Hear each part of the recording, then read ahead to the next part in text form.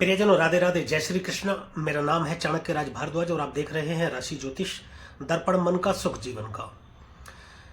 प्रियजनों, हम बात कर रहे हैं देवगुरु बृहस्पति के विषय में, जो कि मार्गी होने जा रहे हैं 31 दिसंबर सन 2023 को सुबह 7:08 पर अपने मित्र मंगल की राशि मेष में देवगुरु बृहस्पति वक्र अवस्था से मार्गी अवस्था में आ जाएंगे।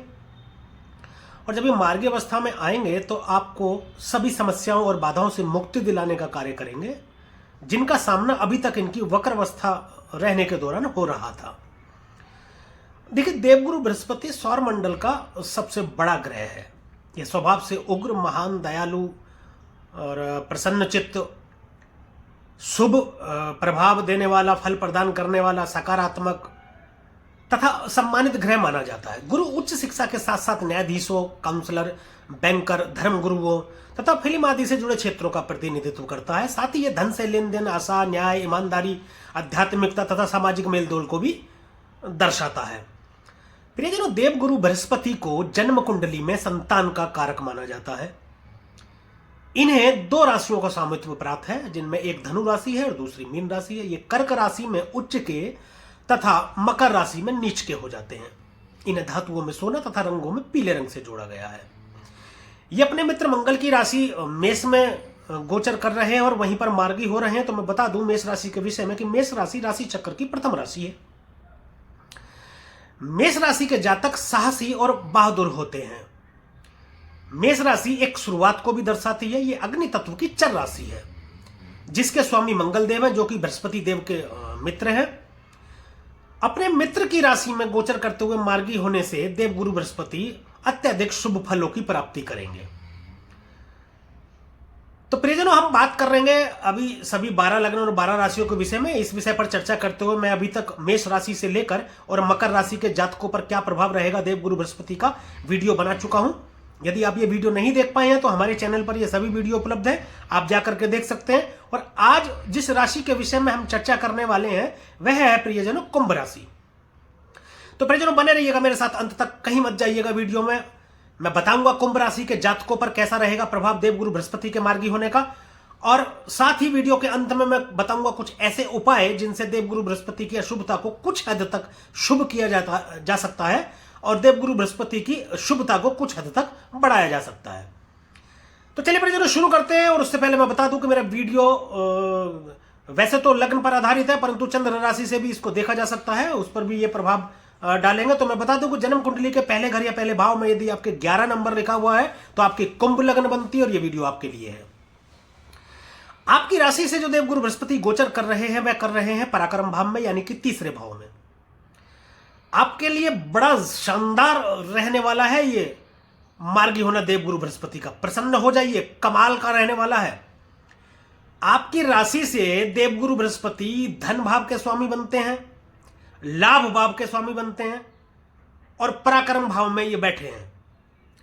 तो यहां बैठ करके आपको व्यापार में, नौकरी में अधिक सफलता दिलाएंगे। किसी भी प्रकार का कार्य आप कर लीजिए, उसमें आपको सफलता दिलाएंगे। देखिए, तीसरा भाव जो है ना, मेहनत कश लोगों का भाव है, मेहनत का भाव है। और देवगुरु बृहस्पति शुभ ग्रह है, एक सौम्य ग्रह है।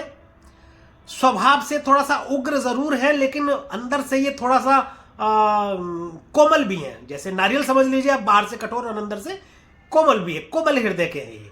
तो कम मेहनत में अधिक सफलता दे देते हैं, कम मेहनत में अधिक फल प्रदान कर देते हैं। छोटे भाई बहन, साले साली, इनसे सबसे सहयोग आपको प्राप्त होगा।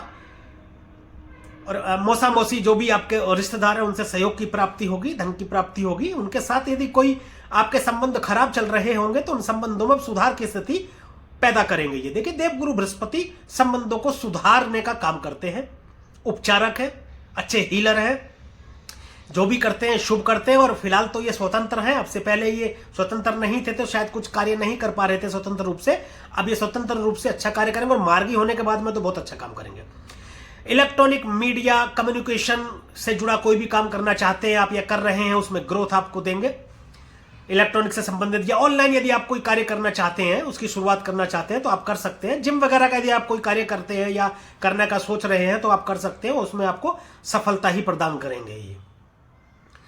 तो ये रहा परिजनों, तीसरे घर में जब ये गोचर कर रहे हैं तो क्या फल प्रदान कर रहे हैं। इसके बाद हम बात करेंगे देवगुरु बृहस्पति की दृष्टियों की। तो इनकी जो पहली दृष्टि है वो पंचम दृष्टि है और वह जा रही है आपके सप्तम भाव में। सप्तम भाव दाम्पत्य का भाव कहलाता है, व्यापार का भी भाव है, ये साझेदारी यानी पार्टनरशिप।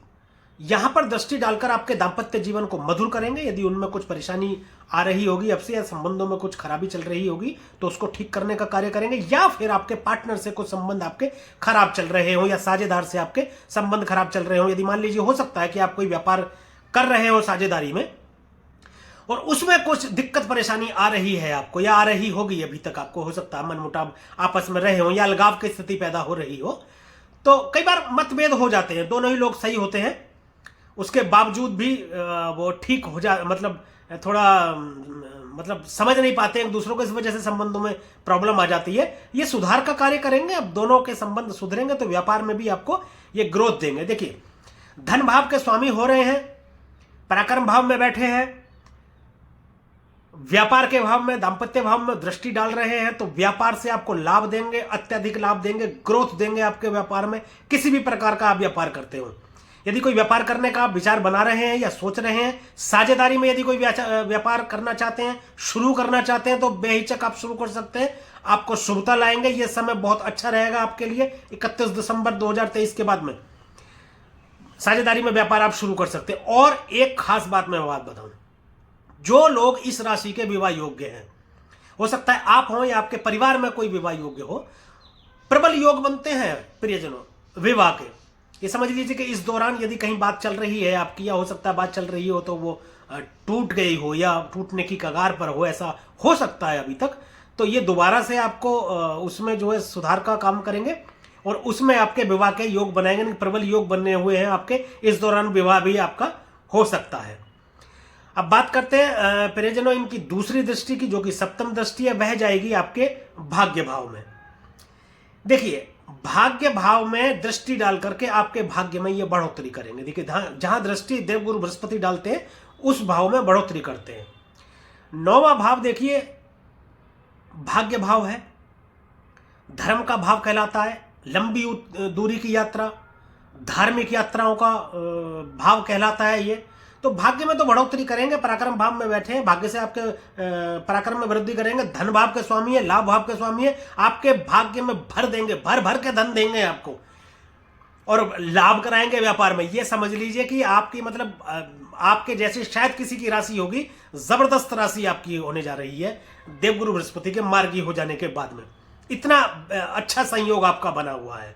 भाग्य में वृद्धि करेंगे, यात्रा कराएंगे, धार्मिक यात्रा कराएंगे और उन यात्राओं से उनसे आपको लाभ भी होगा।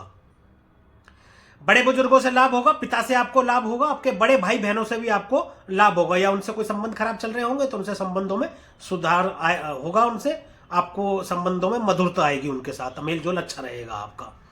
बात करते हैं परिजनों इनकी तीसरी दृष्टि की, जो कि आपकी नवम दृष्टि है। ये पड़ेगी आपके लाभ भाव में, यानी कि 11वें भाव में। 11वां भाव लाभ का भाव है।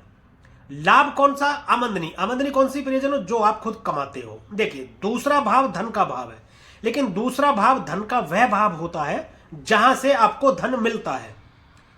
कैसे? जैसे पैतृक संपत्ति हो सकती है, या घर से आपको कोई धन मिला हो, या बैंक में आपके नाम से कोई पैसा जमा कर गया हो, आपके बड़े बड़े बुजुर्ग या आपके माता पिता या आपके दादा दादी, वो आपको पता चले, वह धन दूसरे भाव से देखते हैं। लेकिन यहां जो होता है वह धन होता है जो आप कमाते हैं। अब कमाने के मामले में मैं बात करूं तो देखिए, ये 11वां भाव जो है वृद्धि का भाव है। कमाने से मतलब मेरा ये नहीं कि आप धन ही कमाएंगे, कमाने से मतलब है कि सामाजिक मान प्रतिष्ठा भी, ये सामाजिक मान प्रतिष्ठा का भी भाव है। यहां से आपके दादा दादी या बड़े बुजुर्गों को भी देखा जाता है, बड़े भाई बहनों का भी विचार यहां से किया जाता है, यहां से भी लंबी दूरी की यात्रा का विचार किया जाता है, यहां से व्यापार का विचार भी करते हैं। तो व्यापार में आपको अधिक लाभ, प्रेम का विचार भी यहां से करते हैं, उसमें बढ़ोतरी करेंगे, लाभ का कारण बनेंगे देवगुरु बृहस्पति, व्यापार में अधिक लाभ कराएंगे आपको। मतलब इसलिए चारों तरफ से आपके रास्ते खोल देंगे आपकी आमदनी के। आप नौकरी में है तो उसके भी पदोन्नति के पूरे चांस आपके बनते हैं यहाँ पर। व्यापार में है तो उसकी ग्रोथ के चांस बनते हैं। धन भाव के स्वामी है, कुटुंब के भी स्वामी है, तो उसमें भी वृद्धि करेंगे। देखिए, उसके भी स्वामी है और इसके भी स्वामी है लाभ भाव के, तो उसमें भी लाभ कराएंगे। जैसे कि आपके घर में कोई नन्ना मेहमान आ सकता है, यानी कि मैं कहूं तो कोई आप किसी बच्चे का जन्म आपके घर में हो सकता है, विवाह आदि हो सकता है, यानी किसी आपके कुटुंब में बढ़ोतरी हो सकती है। तो परिजनों, ये रहा देवगुरु बृहस्पति का मार्गी होने के पश्चात कुंभ राशि के जातकों पर क्या प्रभाव रहेगा। अब बात कर लेते हैं कुछ उपायों की।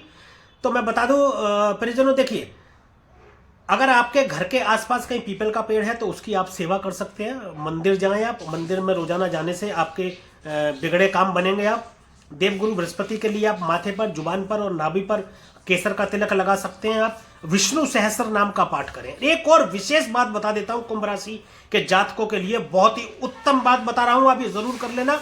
अद्भुत परिणाम आपको देखने को मिलेंगे। दुर्गा पूजा यदि आप करते हैं तो दुर्गा पूजा में आप दुर्गा सप्तशती का पाठ कर सकते हैं। रोजाना दुर्गा सप्तशती का पाठ करें, आपको बहुत अधिक लाभ की संभावना है दुर्गा सप्तशती के पाठ से। और इसके साथ साथ मैं बता दूं, यदि आप अपने कर्म अच्छे नहीं रखेंगे, देखिए दूसरों के प्रति अपने मन में गलत धारणा रखेंगे, दूसरों का बुरा सोचेंगे, अपना आचरण खराब रखेंगे, कर्म आप उन्हें अच्छे नहीं करेंगे, तो कोई भी शुभ ग्रह भी आपको अच्छा फल प्रदान नहीं करेगा। देखिए कर्म प्रधान है, भगवान श्री कृष्ण ने भी कर्म को प्रधान बताया है। आप अपने कर्म अच्छे रखेंगे, दूसरों के मन में, दूसरों के लिए अपने मन में विचारों को अच्छा रखेंगे, दूसरों के लिए भला करने का विचार करेंगे, तो कोई भी यदि ग्रह आपको अशुभ फल दे रहा होगा तो वह भी आपको शुभता ही प्रदान करेगा। और अंत में एक चीज और मैं बता दूं, विशेष बात, देखिए अंतिम निर्णय आपके जन्मस्थ ग्रहों की स्थिति देख करके ही होता है। ये गोचर फलित जो हम करते हैं अपने अनुभव के आधार पर और शास्त्रों में लिखे सूत्रों के आधार पर किया जाता है।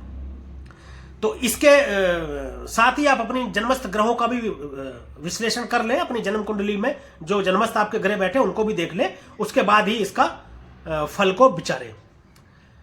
तो परिजन, ये वीडियो यदि आपको अच्छी लगी हो और वीडियो में दी गई जानकारी से आप संतुष्ट हो तो वीडियो को लाइक करें, शेयर करें और कमेंट करें, तथा हमारे YouTube चैनल को सब्सक्राइब करें और बेल आइकन बटन को भी दबाएं,